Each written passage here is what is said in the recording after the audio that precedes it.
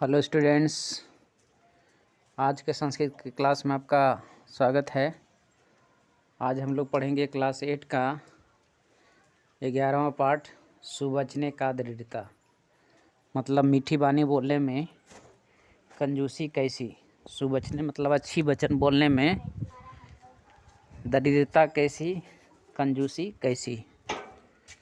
तो ये हमारा जो है नित्य श्लोका है, इसको हम लोग अच्छा से देखेंगे। लिखा है वाणी मतलब बोली, रसवती मतलब मीठी होती है, यस मतलब जिसकी, कहता है जिसकी वाणी मीठी होती है, यस श्रमवती क्रिया, और जिसकी क्रिया जिसका कार्य जो होता है वो श्रमवती मतलब मेहनत करने वाली होती है। वो जो है मेहनत के द्वारा किया गया कार्य। लक्ष्मी दानवती यस्य, और जिसका धन, लक्ष्मी का अर्थ होता है धन, जिसका धन दान के लिए होता है। सफलम तस्य जीवनम, कहता है उसका जीवन सफल है। यहाँ पर देखेंगे सफल जीवन के बारे में लिखा है कि जिसकी वाणी मीठी होती है, जिसकी वाणी में मधुरता होती है, वाणी सरस्वती वाणी रसवती यस्य, यानी जिसकी वाणी मीठी होती है, मधुर होती है, यश श्रमवती क्रिया, और जिसका कार्य होता है वो मेहनत वाला होता है। लक्ष्मी दानवती, लक्ष्मी जो होती है, वो जो धन जो होता है वो दान करने योग्य होता है। सफलम तस्य जीवनम, उसका जीवन सफल होता है। तो श्लोक एक का अर्थ हम लोग लिख सकते हैं, जिसकी वाणी मधुर है, जिसकी क्रिया मेहनत करने वाली है, जिसका धन दान करने वाला है, उसका जीवन सफल है। आगे है प्रिय वाक्य प्रदानेन सर्वे तुष्यन्ति जन्तवः, कहता है प्रिय वाक्य प्रदानेन, प्रिय वचन बोलने से, मधुर वचन बोलने से, सर्वे मतलब सभी, तुष्यन्ति मतलब खुश हो जाते हैं, जन्तवः मतलब, जन्तवः का मतलब होता है जीव। जितने भी जीव पृथ्वी पर हैं सभी जीव क्या होते हैं, प्रिय वचन बोलने से, मधुर वचन बोलने से खुश हो जाते हैं। तुष्यन्ति मतलब खुश हो जाते हैं। तस्मात् तदेव वक्तव्यम, बचने का दृढ़ता। तस्मात् मतलब इसलिए, तदेव मतलब वैसा ही मतलब प्रिय वाक्य या मधुर वचन बोलने से क्या होते हैं, सभी जानवर खुश हो जाते हैं।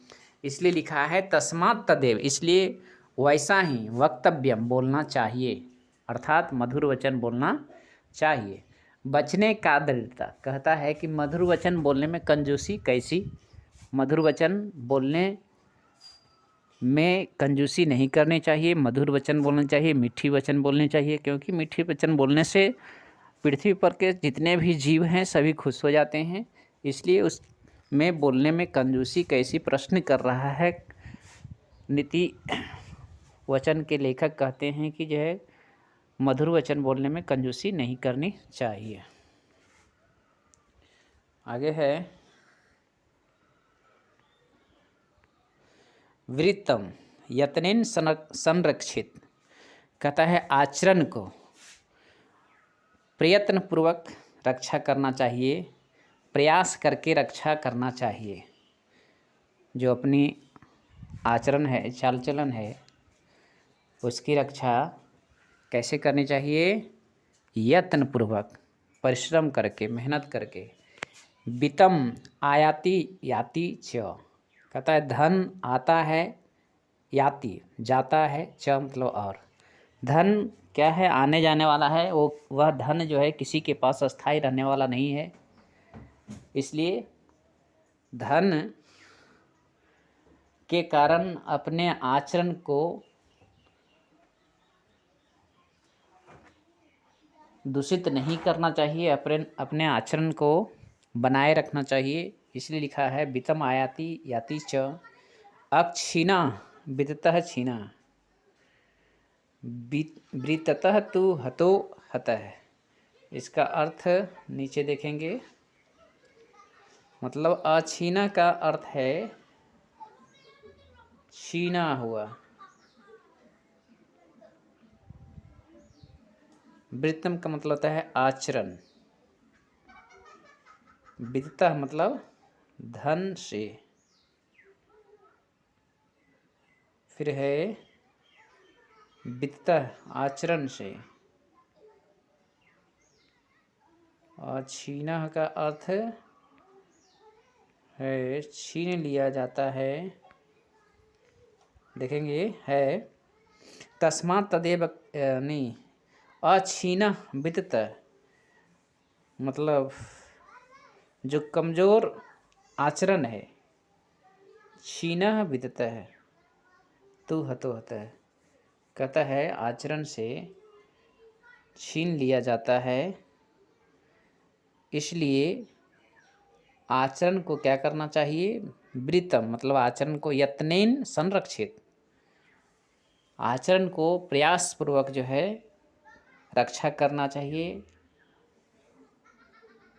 वित्तम आयाति याति च, कहता है धन आता है और चला जाता है, धन किसी के पास अस्थाई नहीं रहता है।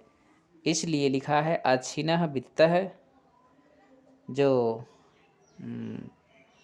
धन से जो है कमज़ोर किया गया जो आचरण है वो समाप्त हो जाता है, हतो हता मतलब समाप्त हो जाता है।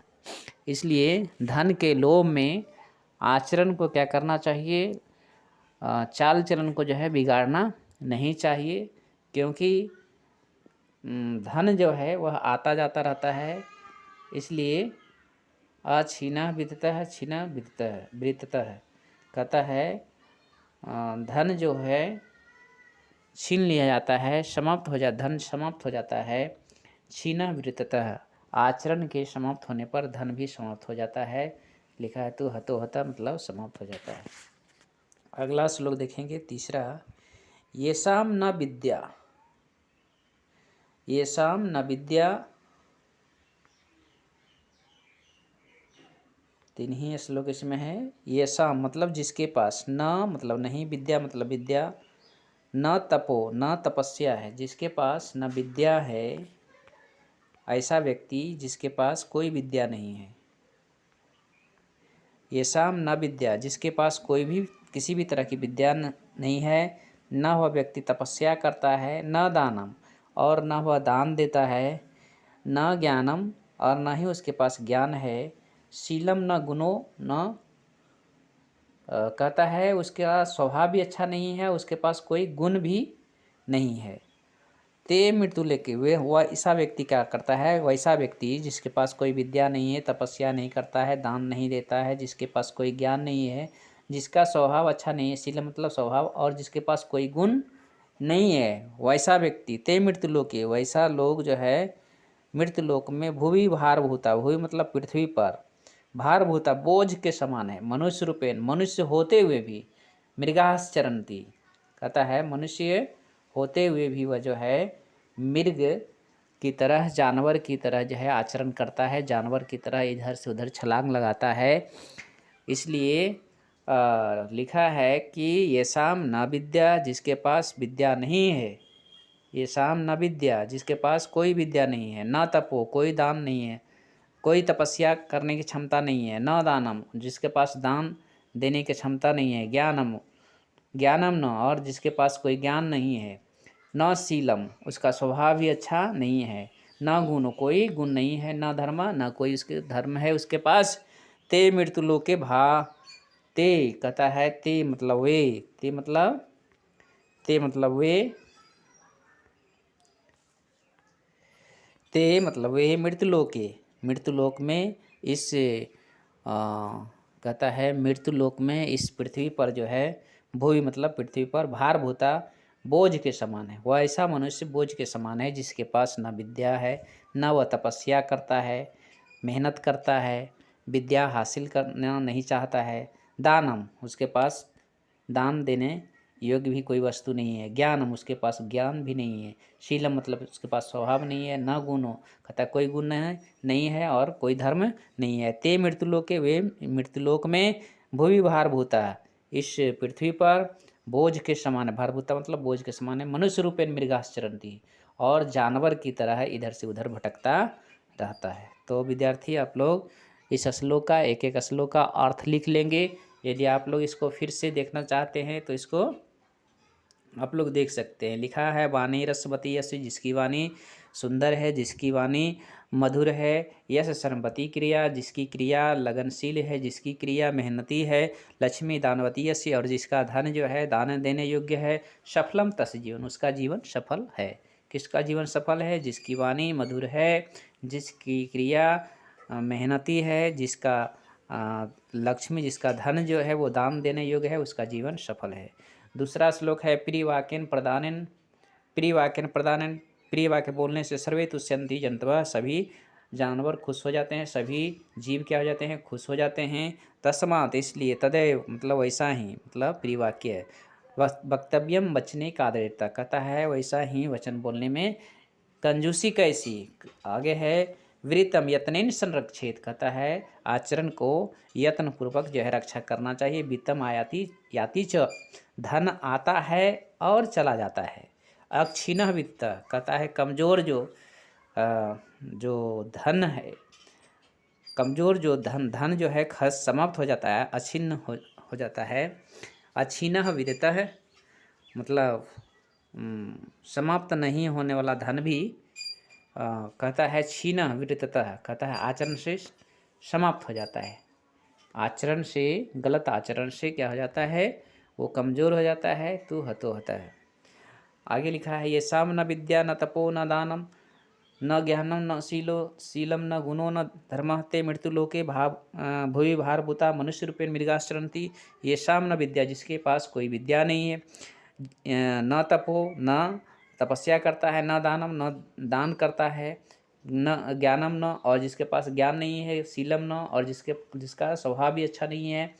गुणो न धर्म, कहता है जिसके पास कोई गुण नहीं है और वह उसके पास कोई धर्म को वो नहीं मानता है।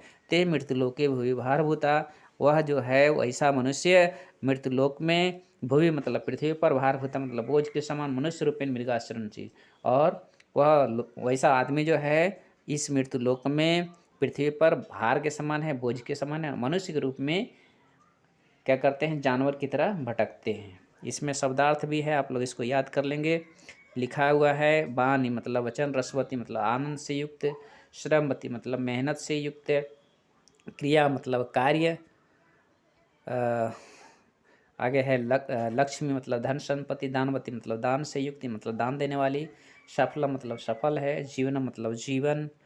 फिर आगे है प्रिय वाक्य मतलब मधुर वचन, प्रदान मतलब बोलने से, तुष्यन्ति मतलब खुश हो जाते हैं, संतुष्ट हो जाते हैं, जंतवः मतलब जीव, जीव, तस्मात् मतलब इसलिए, तदय मतलब वही, वक्तव्य मतलब बोलना चाहिए, वचन मतलब बोलने में, दरिद्रता मतलब गरीबी, वृत्त मतलब आचरण, यत्न मतलब प्रयत्नपूर्वक, प्रयासपूर्वक, संरक्षित मतलब रक्षा करनी चाहिए। लिखा है आयाति, आयाति मतलब आता है, याति मतलब चला जाता है, अक्षीण मतलब हानि से रहित, जो धन समाप्त नहीं होने वाला है उसको अक्षीण लिखा है। विदिता मतलब धन से, क्षीण मतलब हीन हो जाता है, विरतता मतलब आचरण से, खराब आचरण से वो धन समाप्त नहीं होने वाला, वो भी समाप्त हो जाता है। हतो हता मतलब मरा हुआ। ये सा मतलब जिसके पास, फिर है तप मतलब तपस्या, शीतम मतलब अच्छा, शील मतलब अच्छा स्वभाव, धर्म मतलब धार्मिक कार्य, मृत्युलोक मतलब मृत्युलोक में, और भूमि मतलब धरती, और भारभूत मतलब बोझ के समान, और फिर है मृगा मतलब पशु की तरह, आचरणती मतलब आचरण करते हैं या भटकते रहते हैं। तो आप सभी विद्यार्थी इस को अच्छी तरह से अध्ययन करेंगे, बार बार रिवाइज करेंगे, इसका एक एक श्लोक को याद करेंगे, श्लोक का अर्थ को याद करेंगे, शब्दार्थ को याद करेंगे और प्रश्नोत्तर करेंगे। अगले वीडियो में फिर दूसरा पार्ट पढ़ाएंगे। Thank you.